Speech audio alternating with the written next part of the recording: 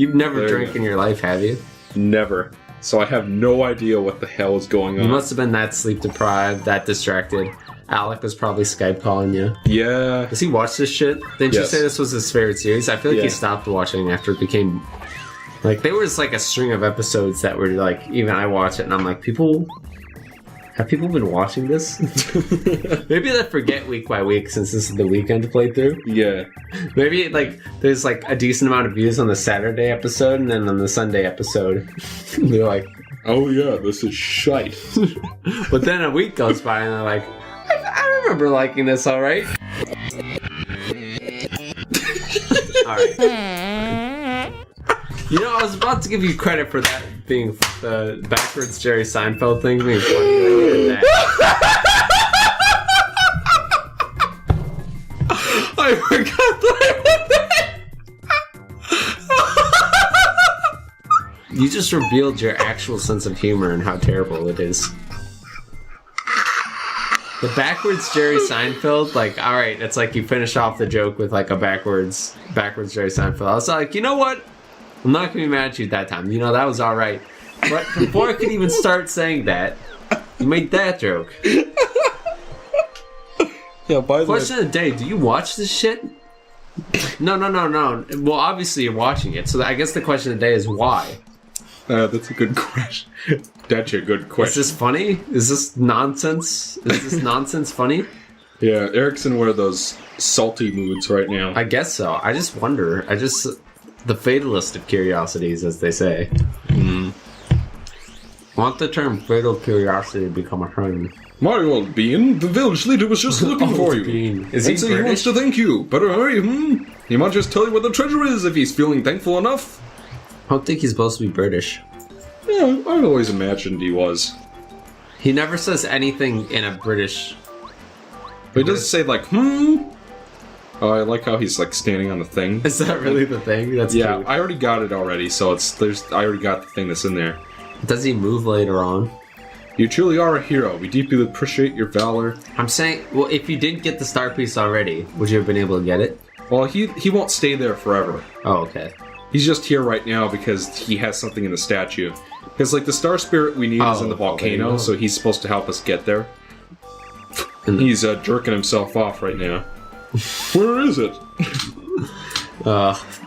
It's like that part from the Dilbert cartoon where he's just like, it's so small, I can't even find it. And then, like, Dogbert, like, tapes it, and then everybody laughs at him. I don't remember the Dilbert cartoon at all. It's actually surprisingly okay. That's what I was wondering. Isn't there an episode? I heard there was an episode of that where they like sniff like dry erase markers. Oh yeah, there was. I remember that. I've heard about that. In the same way that I've heard about the dinosaur movie when they ate the shrooms or whatever you said. Yeah. You left my fucking keyboard on, you little shit. Ba-dum-bump. Eric has to leave now.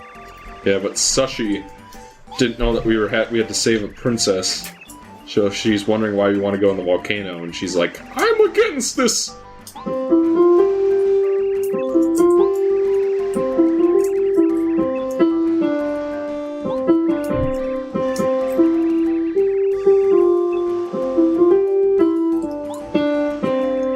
Morgan Freeman is... The Hat in the Hat. The dingle in the hat. The dingle. Yeah, so Sushi is going to join us because she feels so moved by our quest to rescue the Princess Pinch that she... Princess Pinch. Yeah, so she's going to join us. Princess. And after all, the cute little baby Yoshis have learned a lesson. Do you think it picked up the Saints Go Marching In, Michael's favorite song that I play on my keyboard, aka one of the 3 songs I know, the other 2 being canon? No, I actually know 4 songs, 4 little jingles. No, that part of the Saints Go Marching In, that one part of the Song of Storms, that one part of Ganon's theme, and that one part of Corbin's Green Greens. Yeah, so we got the Jade Raven from the Chief, so we're going to be able to move this. Question of the day, can somebody buy me a Jade Raven and just send it to me in the snail mail? P.O. Box 12345Q. Send it on over. Bell plant. I don't think I added a fart in that, so sorry to disappoint. But Goombari will actually give you hints here, like if you can't figure out what to do. Like each room kind of is a puzzle. So in this room, there are like things you pull, and then that kind of opens the way forward. Why do you need the egg? You don't. That one I pulled just happened to give you an egg. There are a couple of them in this room. Where's the puzzle? Oh, I think this one you just push them aside. And then in a different This reminds me, what's that one game that the AVGN reviewed where like you had to like you didn't know, you could barely tell, but you had to like walk forward through the background. Oh yeah, I think it was the second Jurassic Park game on SNES. Yeah, and then he was like hit the arrow stuck behind the forever. bush. Yeah, exactly. It's like you couldn't see the arrow, and you're like, and it's of course the first door you come across. Oh, that's something that both people who are watching this might be interested in. But Mom recorded it because apparently she was just watching it one day. There's a documentary about it's about the E.T. game. There's a bunch of archaeologists who go out to find all the buried E.T. games to see if like the legend, the myth is true. But what's cool about it is the people they interview and got involved. They got the programmer of E.T. involved. They're like the ex-CEO of Atari or whatever. He's involved. Like they interviewed some interesting people. Interessant. And I don't know. It's actually really interesting and high. The production value is really high. So I don't know. Well, didn't they actually dig up and they actually did find those ET carts? I don't know. I have to watch the documentary. Yeah, but so you've never seen the AVGN movie, right? No. Like I know that was the sort of like the plot, or at least like part of the plot. That's sort of like the plot is that the AVGN played the ET game when he was little and it scarred him for life. So like when everybody's asking to review ET, that's why he doesn't do it, because that's the one game he's afraid of. Yeah. So then like. Didn't people like unanimously dislike that movie? Well, see, like when it first came out, I remember you telling me that like people liked it, and then I saw it with Ethan. And just like I've never at any point thought that people liked that movie. Everybody has always been like, it's a bad movie. And it really kind of is, honestly. Which I feel bad for because like Ethan saw it before I did, and he's just like, it's not funny and it sucks and I hate it. I'm just like, and usually Ethan says that about a lot of things, so I don't take him seriously. Then I watch it and I'm just like, oh yeah, I agree with you 100% on this one, Ethan. Yeah, I don't know. I haven't seen it. I haven't bothered. I mean, I think it's on Steam. Like you can buy it on Steam, or actually, it's just on free on YouTube, isn't it? No, you have to pay for it. On YouTube? Yep. It's on YouTube, but you have to. It's like watching Toy Story on YouTube. You have to pay $3 for it. Well, I have fucking Netflix, so there you go, baby boy. Just watch Toy Story on Netflix. No, I didn't have access to that, so. Well, you could buy access to Netflix. I don't really use it much. I don't like watch movies. The problem with Netflix is that the selection is piss poor. It's not piss poor. Like, there's so many movies on it that you just can't watch because it's just not on there. I've heard, yeah. You know, if anybody's heard of Day 9, I know Michael hasn't. Day 9, he used to be a professional StarCraft player. Like esports, like he was like a professional. And then he started streaming, and he'd stream StarCraft every day and like help people get better at it and stuff. Stream StarCraft every day. But he became like the Day 9 Daily Show. And sometimes he'd tell like really funny stories and stuff. And then ever since, like StarCraft 2 is sort of, it's in its twilight years. It's still around, but it's in its twilight years for sure. And he's just he has a series with a couple of friends it's really awesome. It's really funny, and that's why I know as much as I do about like old adventure games, because they have a drink and then they play adventure games, and all three of them are game designers. Like right now, Day 9 is working on RTS, and the other two work on various projects. I believe one of them works at USC. He's like a teacher. But I don't know. That's a really good series. It's called Mostly Walking. It's really funny. I'd highly recommend it. But he also streams every day. I forgot why I bring him up. Day 9. Why'd I bring him up? Oh, that's right. He's just such an interesting guy. He talks about how like for Netflix, there's a recommended for you, and it's always something that you'd never watch. Yeah, I've noticed that. So what he says is what he does. for fun, and it actually does sound like a lot of fun, is he opens up Netflix and plays whatever it is that's recommended for you. And sometimes it's really bad, and sometimes it's surprisingly good, and it's like, it sounds like fun. It sounds, you know, it's like every time it's a gamble, there's a little bit of a, I might try that. You can watch that movie with the CG turtle that rips off Finding Nemo. Speaking of, now I can speak of another type of people that is, you know, I always talk about the podcast, Sleepycast. Yes, people probably, I can see why some people really wouldn't like it, but I would highly recommend that too if you have a similar sense of humor to mine, at least. I think it's always hilarious. But what was I gonna say about them? Shit, dude. Dude.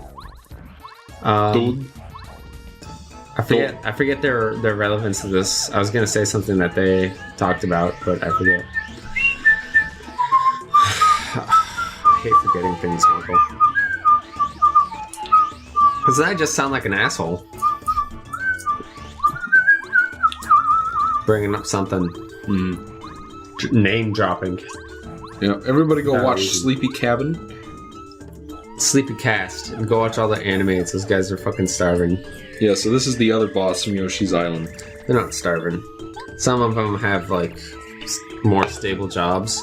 I know that a couple of them are Corey Spaz Kid and Jeff Johnny Utah, who made animations back in the day, and Corey more recently, or Spaz Kid more recently. But now they're working on a game. You know how there's Castle Crashers? Yeah. And that other game that came out? Battle Block Theater. Yeah. They're both working really hard on that, and that's what they're doing right now. And then you got all the shits on YouTube who are like, why don't you have anymore? Unsubscribe! I know they have like some stable jobs, but some of them don't, it seems like. Some of them survive on commissions and stuff. Because it's really hard on YouTube to make a living when you're animating, because it's based off of how long you get people to stay on YouTube. I think that's what the algorithm is based off of. It's viewer retention. Yeah, exactly. So like if you make a shit ton of Let's Plays, you make 3 Let's Plays a day. 3 Let's Plays a day. No, I didn't say anything. Grumps. If you make 3 Let's Plays a day that are all long, then you're gonna get, you're gonna roll in the cash. But if you take months to make a 3-minute animated special, and it's interesting if you get 1 million views, you're not gonna get a real paid paycheck. Like what you're supposed to do is jump down like they did, but I don't know, for some reason I thought it would be cute to try to just walk down. You thought it'd be cute? Yeah. You really were tired, weren't you? Yeah, I think so. So this was the other boss you were talking about? Yes. Yep, Raphael. Is this actually Raphael the Raven? Well, that's his name. So like, I think maybe if you want to connect this to Yoshi's Island, because no, you don't. He's a good guy in this game. I thought you said. Well, I mean, he's based off the boss from the game, but he's not a bad guy in this game that you fight. I wish Yoshi's story wasn't. There was a little bit less of it. If it were a shorter game, I feel like I could sit down and play it and enjoy it. What I do know is touch. Oh, you mean Yoshi's Island? Yoshi's Story. Yoshi's Story. Yoshi's Story is the N64 one. Oh, Yoshi's Island. Yes, I'm in Yoshi's Island. But I mean, if you want to connect the plots of the games together, maybe because what happens when you fight Raphael is you go to the moon, and then you hit him so hard that he turns into I think a constellation. He flies into the background, and then a Raphael constellation appears. So maybe what happens is Raphael was assimilated into the juices of the universe. Oh, and then shut the fuck up! Then he was reincarnated as he is now, and he sort of gained ultimate knowledge because he's like the island guardian in this game. If you needed help with something, we just used him to help open the way to the volcano. Michael, I feel like I just clicked on some clickbaity thumbnail for Game Theory. Yeah, with some breasts. But that's the most nonsense. Yeah, Raphael with huge tits. What are you talking about? The juices of the universe? Well, did you make that up? Is that a Michael original? you get the gist of what I'm saying, though? Like, no, that's fucking... No, like, when he gets drugged nonsense. When he gets turned into a constellation, he's sort of like... Because that's like when older knowledge sort of fits himself. Yeah, I'll admit, it's fan-fiction-y, yes. It's not fan-fiction-y, it's fucking the ramblings of a madman. Well, like, he turned into a constellation, then he turned into the universe juice, and then became an all-knowing being. I don't mean, like, literally juice. Like, I mean... It doesn't matter! The fabric what you're saying is fucking nonsense! He was assimilated to the fabric of the universe and then gained ultimate knowledge. That's what happened. And then, like, he regained physical form and went back to the island. How do you make fun of game theory and then say something like that? Like, I'm saying, like, if you want to connect them, that's just why I don't... Maybe it's not the actual them because that's nonsense. That is scary. That is, like, lock you away scary.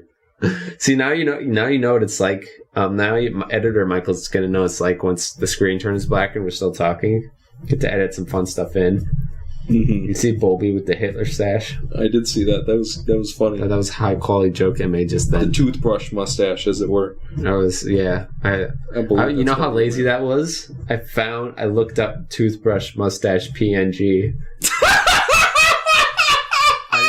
I didn't even edit it out. I found it. I had to find like the shitty toothbrush mustache, but it had to be a PNG, so I didn't have to edit it. I'll just hit the transparent button in Google image search. Listen, sometimes you don't know things. Hold on. Should I stop the audio recording? Yeah. We'll see you guys in the next episode, folks. Yeah.